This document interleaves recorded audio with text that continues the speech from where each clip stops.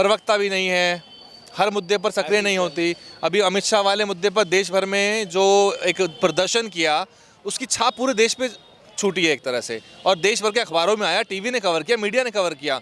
वही TV channel जो cover नहीं करते थे, वो जो 24 तारीख वाला धरना था बसपा का राष्ट्रीय व्यापी, उसे कवर किया। तो इस तरह के कार्यक्रम आपको रोजाना करने पड़ेंगे। राजनीति शाश्वत है। अभी हम यहाँ आप और मैं बैठे बात कर रहे हैं, तो केजरीवाल साहब कहीं ना कहीं प्रेस कॉन्फ्रेंस करके बीजेपी को कोस रहे होंगे, और शाम को बीजेपी उन्हें कुछ कह देगी। तो इस जो बीएसपी में क्या प्रेस कॉन्फ्रेंस नहीं होती है? नहीं, बसपा में तो केवल बहन जी करती है ना। तो यही एक चीज़ है जिसको बदलना पड़ेगा। जो 20 साल पुराने तौर तरीके हैं उससे बाहर आना पड़ेगा। 10-15 प्रेस प्रवक्ता हों आपके, जो रोज़ाना प्रेस कॉन्फ्रेंस करें, मतलब बहन जी के आदेश पर रोज़ाना प्रेस कॉन्फ्रेंस करें। बहन जी कितना करेंगी? पूरा देश देखना है, पूरे राज्य देखने हैं उनको।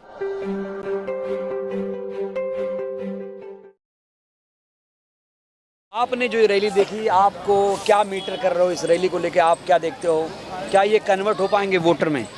देखिए, बीएसपी का यहाँ 14% वोट रहा है, और अगर इसी तरह की गतिविधियाँ लगातार चलें तो दिल्ली के सेलेक्टेड सीट ऐसी हैं जहाँ पर बीएसपी को अच्छा वोट मिलता आया है, और वहाँ बसपा पहले की तरह अच्छा वोट ले सकती है। गोकुलपुर की बसपा सीट जीती थी, चौधरी सुरेंद्र कुमार जो थे वो बसपा के विधायक बने थे, फिर वो बीच में बीजेपी में गए, फिर वो आम आदमी पार्टी में वर्तमान विधायक हैं। ऐसे ही बहुत सारे नेता जो हैं, जो बसपा ने पैदा किए, वो अन्य पार्टियों में आज विधायक बने हुए हैं। लेकिन आज की जो भीड़ है, मैं देख रहा हूँ, और जिस तरह का जो लोगों का मूड है, अगर इसका मोमेंटम बनाया गया चुनाव तक, और प्रदेश स्तर से काम लगातार किए गए, अखबारों में खबरें आईं, लगातार जनता और मीडिया प्रेस कॉन्फ्रेंस की गई, और इस तरह के जनता के मुद्दों पर केजरीवाल को एक्सपोज किया गया, बीजेपी को एक्सपोज किया गया, तो बसपा के वोट में जरूर बढ़ोतरी होगी।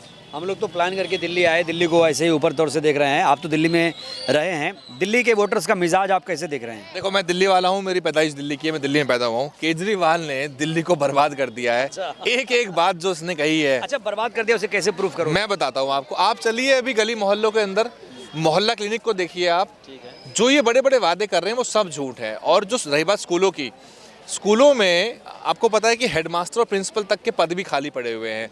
टीचरों को जो है एडहॉक भर्ती किया जा रहा है, यानी कि उनको कच्चा कॉन्ट्रैक्चुअल भर्ती किया जा रहा है। और दिल्ली के समस्त जो युवा हैं उनका भविष्य बर्बाद कर दिया। पक्की नौकरियां निकालना बंद। देखो, मैं आपको गिनवा देता हूँ, चलो आपने बोल ही दिया है तो। डीटीसी मार्शल, उसके अलावा सिविल डिफेंस, उसके अलावा जो अस्पतालों में नर्सिंग ऑर्डरली होते हैं, एनओ जिनको बोलते हैं हम, और उसके अलावा आपके ये जो सफाई कर्मी हैं, हर विभाग के, केवल एमसीडी के नहीं, हर विभाग में सफाई कर्मी होते हैं, पीडब्ल्यूडी से लेके स्वास्थ्य विभाग में सफाई कर्मी, और इसके अलावा आईटी असिस्टेंट, कंप्यूटर असिस्टेंट और टीचर, ऐसे कुल मिला के 15 लाख के आसपास अस्थायी कर्मी हैं, जिनको एक मुश्त 15 से लेके 20-22 हज़ार रुपये तनख्वाह मिलती है, और उनका भविष्य कुछ भी नहीं है। डीटीसी कंडक्टर, उन्हें भूल गया मैं, डीटीसी कंडक्टर और डीटीसी के ड्राइवर भी कॉन्ट्रैक्ट पे चल रहे हैं। तो जो नौकरियां आरक्षण के आधार पे निकलनी चाहिए थी, अगर ये पक्की नौकरियां निकलती तो इसमें 15 प्लस 7.5% का आरक्षण होता है SC ST का, फिर OBC का आरक्षण होता। लेकिन इसमें बंदरबाट चल रही है, और इसमें पूरी तरह से जो अनुसूचित जाति जनजाति और OBC का भी जो हक है वो मारा जा रहा है। तो आप जिस तरह से बता रहे हैं, क्या केजरीवाल इस बार आउट हो जाएंगे? नहीं, केजरीवाल का ग्राफ पूरी तरह से डाउन है, लेकिन दिक्कत यही है कि केजरीवाल की लड़ाई जो सीधी मीडिया में दिखाई जा रही है ना, वो दिखाई जा रही है बीजेपी से, और वो खुद भी आपस में लड़ रहे हैं बीजेपी से। वो चाहते हैं कि बाइनरी बने, बीजेपी और बनाम केजरीवाल की, तो दोनों ही एक दूसरे को। अभी मोदी जी ने रैली में कहा कि आप नहीं आपदा है, तो केजरीवाल साहब ने, तो उनकी राजनीति बहुत तेज चल रही है। अच्छा, बहुत तेज। कांग्रेस नहीं पकड़ पा रही। बीएसपी को किस तरह की राजनीति करे कि आगे जाए? यूपी में थोड़ा सा ग्राफ गिरा, आप देख रहे हैं, एक विधायक ही बचा हुआ है। बीएसपी क्या करे? हर कोई यही सवाल पूछ रहा है, लाखों करोड़ों लोगों का सवाल यही है। देखो, एक तो ये है कि बीएसपी की जो राजनीति है वो उत्तर प्रदेश से जुड़ी हुई है। जब उत्तर प्रदेश में 2007 से 12 में बहन जी की पूर्ण बहुमत की सरकार बनी थी, उस टाइम पे अगर आप देखेंगे तो दिल्ली में भी 14% वोट आया, बल्कि अन्य राज्यों में भी आप देखेंगे जगह जगह वोट का प्रतिशत बढ़ा था। तो अगर यूपी में 27 में बसपा अच्छा प्रदर्शन करती है तो अन्य राज्यों में इसका फर्क पड़ेगा। दिल्ली में बसपा ये कर सकती है कि जितना सक्रिय, 24 घंटे की राजनीति है, 24 घंटे की राजनीति है। कितनी रैली हो जाए अब? मेरे हिसाब से रैलियों की संख्या नहीं होनी चाहिए। देश पूरी दिल्ली के अंदर केजरीवाल का पुतला फूकिए, शव यात्रा निकालिए, कुछ भी करिए, इसके झूठ को एक्सपोज करिए और जितना हो सके अपने वॉलंटियर्स को लगाइए काम पे और प्रदेश कार्यालय को सक्रिय करिए और मीडिया को साथ लीजिए। बिना मीडिया जी को रैली करना चाहिए। नहीं, बहन जी की रैली अंततः होंगी, बहन जी को रैली करनी चाहिए, लेकिन उससे पहले दिल्ली को तैयार करना पड़ेगा और दिल्ली को 5 जोन में भी बांटा हुआ है, तो इन प्रभारियों का भी एक तरह से ये रिपोर्ट कार्ड चेक होगा कि कितना परफॉर्मेंस निकाल के लेके आते हैं। जो लोग बीएसपी से उम्मीद करते हैं, जो खासतौर से अम्बेडकरवादी हैं, जो लोग एक उम्मीद लगाए हुए हैं 12 के बाद यूपी में खास तौर से बहन जी के शासन को याद किया जाता है, क्या लगता है वही दौर फिर से आ जाएगा? अपने आप कुछ नहीं आता राजनीति में। राजनीति में अपने आप कुछ नहीं होता। राजनीति में बहुत ज़्यादा एड़ी चोटी का जोर लगाना पड़ता है। 27 में बसपा के लिए पूरी चुनौती है, क्योंकि अभी जो उपचुनाव हुए उसमें बसपा का परिणाम जो अच्छा नहीं आया है, उससे पहले भी 9% का वोट है।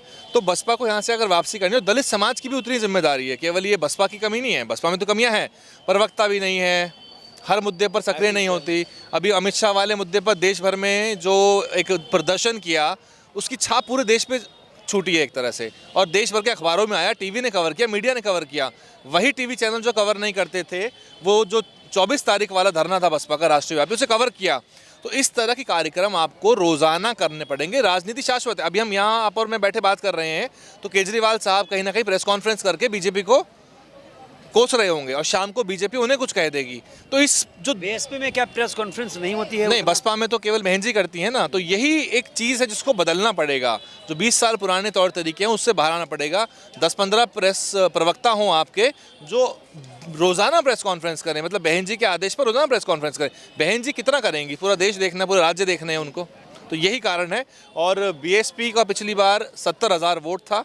अगर बसपा उस वोट को बढ़ाती है और कोई सीट कन्वर्ट होती है तो वो बहुत बड़ी उपलब्धि होगी बसपा के लिए। सीट आपको लग रही है फिलहाल? मैं कह नहीं सकता, अभी तो चुनाव ही शुरू हुआ है। अभी तो जैसे कोंडली भी एक ऐसी सीट है, कुछ कहा नहीं जा सकता, लेकिन ये जो पूर्वी इलाका है यहीं बसपा का वोट बैंक मौजूद है।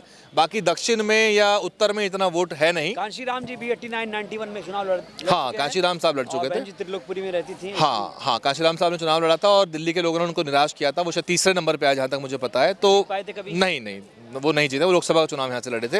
लेकिन दिल्ली 14% वोट, 2 विधायक, 5 सीटों पे सेकंड, और नगर निगम में 17 निगम पार्षद बसपा देख चुकी है। वो दौर जा चुका है। यहाँ से जो प्रियंका गौतम है कोंडली से, जो अभी भाजपा में ज्वाइन कर लिया, जिन्होंने, यहाँ के लोग जानते होंगे प्रियंका गौतम को, वो भाजपा ज्वाइन कर चुकी है। वो भी बसपा की ही पार्षद रह चुकी हैं और हो सकता है कि वो टिकट की दावेदारी में हो। यहाँ पे एक सवाल पूछूंगा, कोई ऐसी समाज का उम्मीदवार बीजेपी में है और बीएसपी में है, तो वहाँ पे एससी वोटर किसे चुने? देखिए, जो वोटर कमल का वोटर है वो कमल को ही चुनेगा। एससी वोटर को तो बसपा को चुनना चाहिए कायदे से। लेकिन उस तरह से लगाव क्या पैदा कर पाई है बसपा अपने एससी वोटर के साथ?